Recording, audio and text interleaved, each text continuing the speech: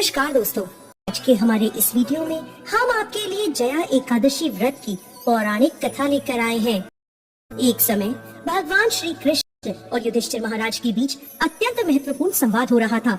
धर्मराज युधिष्ठिर बोले, हे भगवान, आपने माघ मास के कृष्ण पक्ष की शर्तिला एकादशी का अत्यंत सुंदर वर्णन किया। अब आप कृपा करके माघ शुक्ल एकादशी का वर्णन कीजिए। इसका क्या नाम है, इसके व्रत की क्या विधि है और इस व्रत में किस देवता को पूजा जाता है।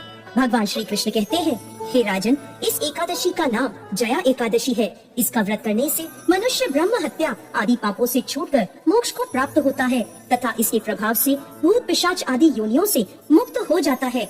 इस व्रत को विधि पूर्वक करना चाहिए। अब मैं आपको पद्म पुराण में वर्णित इसकी महिमा की एक कथा सुनाता हूँ, ध्यान पूर्वक सुनिए। कई वर्षों पूर्व स्वर्गलोक में राजा इंद्र राज्य करते थे। उनके लोक में सभी देवगण प्रसन्न थे। परिजात पुष्पों से लदे नंदन वन में एक दिन देवराज इंद्र सोमरस का पान कर रहे थे। अप्सराएं उन्हें प्रसन्न करते हुए नृत्य प्रस्तुत कर रही थी और कई गायक सुंदर संगीत प्रस्तुत कर रहे थे। मुख्य संगीतज्ञ चित्रसेन अपनी पत्नी मालिनी और पुत्र माल्यवान के साथ वहाँ उपस्थित थे। वहाँ एक पुष्पवती नाम की अप्सरा भी थी जो माल्यवान की तरफ आकर्षित हो गई। उन दोनों को एक दूसरे के प्रति आकर्षित देख देवराज इंद्र क्रोधित हो गए और बोले, हे मूर्ख, तुम दोनों मुझे प्रसन्न करने का आडंबर कर रहे हो, लेकिन तुम दोनों की एक दूसरे के प्रति आसक्ति मुझे स्पष्ट दिख रही है। इस भरी सभा में तुम दोनों ने मेरा अपमान किया है। मैं तुम्हें श्राप देता हूँ।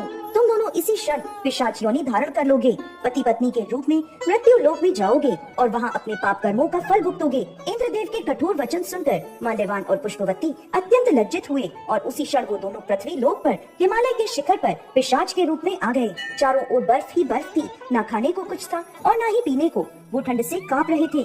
उन्होंने एक गुफा में शरण ले ली।